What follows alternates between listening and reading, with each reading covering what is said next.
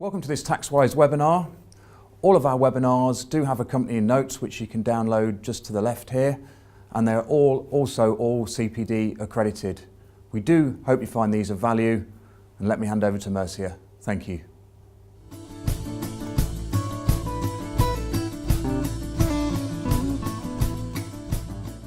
Hello, I'm Pat Noun from Mercia Group, bringing you this extract on employment allowance for Taxwise. The employment allowance for this tax year has been increased from £2,000 to £3,000, and usually that's all that I would probably say on the matter.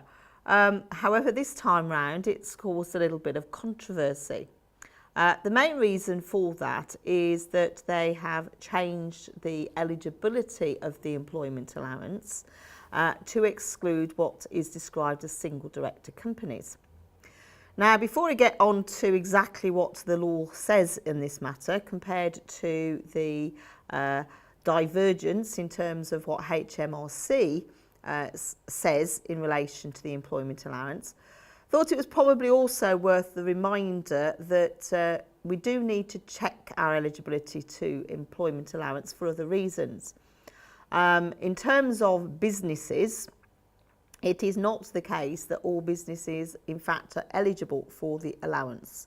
Number one, if of course a business has significant what we would call public sector funding, is probably the best way of describing it, then it may well not be eligible for the employment allowance because that is not available where effectively a significant part of the function of the business is funded by the government coffers.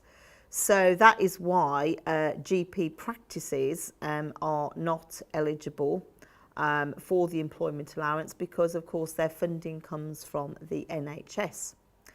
In many instances it will be perfectly clear as to whether somebody does or doesn't qualify on that basis, but if in doubt, there are a couple of sources that you can look at.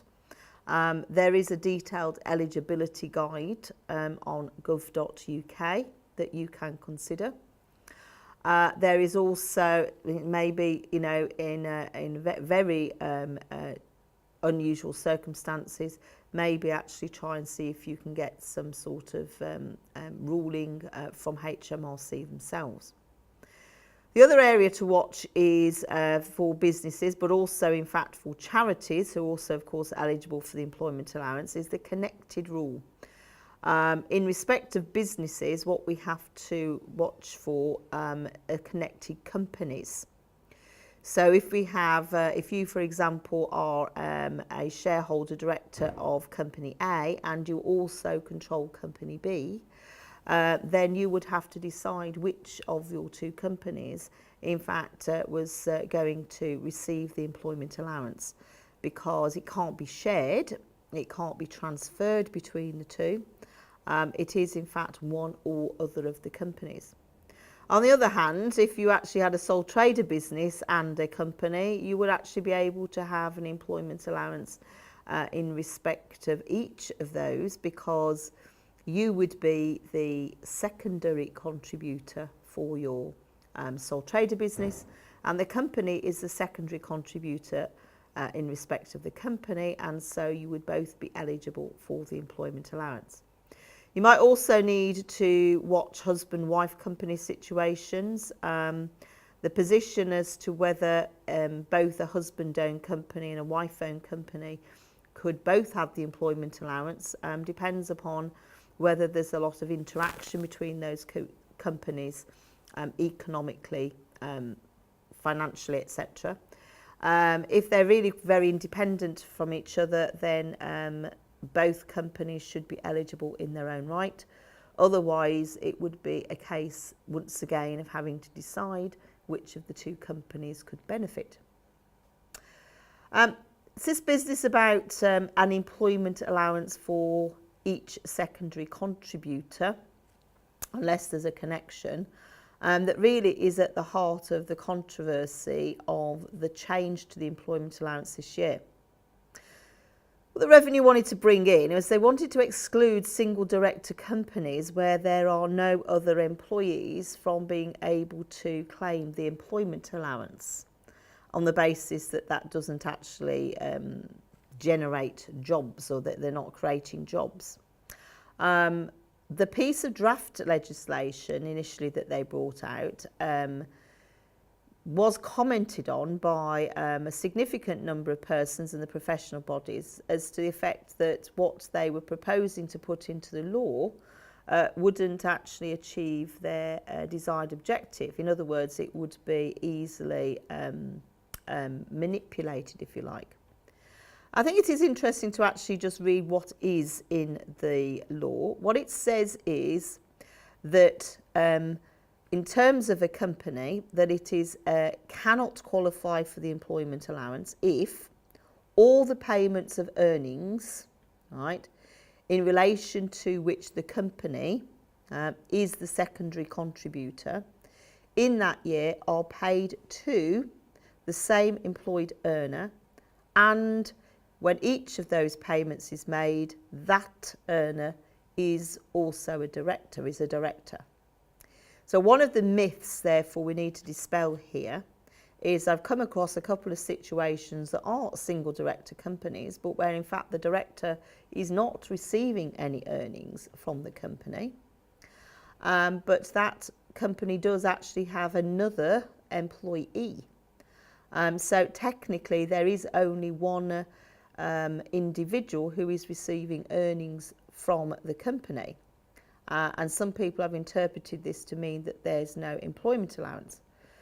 But that person is, of course, not a director, right? And it makes it quite clear that it's about where somebody is receiving earnings and they are a director, and that is a single person situation with that combination, and that's when you can't get the employment allowance. So as far as I'm concerned, you can get the allowance if it's a single employee who is not a director of the company. There must, of course, be a director of the company in that instance in any case. The main issue, though, would appear to be what do we need to do to ensure that the company can get the employment allowance, because many single director companies, as in with many multi-director companies, where there are no other workers, have been taking out a salary in the last couple of years to equal the personal allowance, so that triggered employer national insurance, which they didn't have to pay because of the allowance. It does also trigger employee national insurance, which is payable, but the extra salary gets corporation tax relief, and that extra corporation tax relief is more than the employee national insurance payable. And so therefore the strategy, looking at the individual and their company combined, or in multi-director companies, the directors and the company combined, was a strategy. Now, to be able to continue with this, therefore, we do need to have, if the director wants to take out earnings, another employed earner. Now, the revenues guidance states that this other employed earner needs to basically trigger secondary contributions. In other words, needs to be paid at a rate so that the employer is actually paying employer national insurance contributions. And looking at the legislation in conjunction with its interaction elsewhere, many experts do not believe this to be the case. It doesn't say that there has to be a liability to secondary contributions within this new piece of legislation. It just says that the company is the secondary contributor in relation to earnings. It doesn't actually say, and they are in that position, if there are earnings, then the company is potentially the second contributor. It doesn't actually state that they actually have to be liable. The revenue, though, interpretation is that you can only have the employment allowance if you are effectively paying another employed earner as well as the director above the £156 level per week. They then go on to say in their guidance that if somebody starts off as one employee, say a single director company at the beginning of the year, and takes on employees or an employee at some point during the year, that you are still eligible for the employment allowance for the entire year. They also use the scenario if you have several employees and you reduce to one during the course of the year, you can also still be eligible for the allowance for the entire year. If a company maybe can't afford to take on an employed earner, right, and pay them above £156 a week for the entire year, does that mean therefore they can't have the employment allowance? It would seem not, even based upon the revenue guidance. It would seem that we could take on an employee for a short amount of time, trigger some national insurance and therefore be eligible for the whole year. However, some of the experts believe that in terms of the way of the wording of this legislation, right, that the revenue's interpretation is in fact quite wrong, and that all that is necessary here is for there to be another employee who has some earnings. In other words, we could employ somebody at £100 a week, maybe employ them for, say, 3 months, perhaps during seasonal time. And that would mean that the company would be eligible for the employment allowance then in respect of its director, who would be liable for employer contributions, i.e. that it's not necessary to trip above the threshold for contributions on the second employee in order to get this allowance. So can we take this to an extreme? Does this mean maybe we could employ a spouse for a week in the business for £100, and therefore technically we can now get the employment allowance for the year?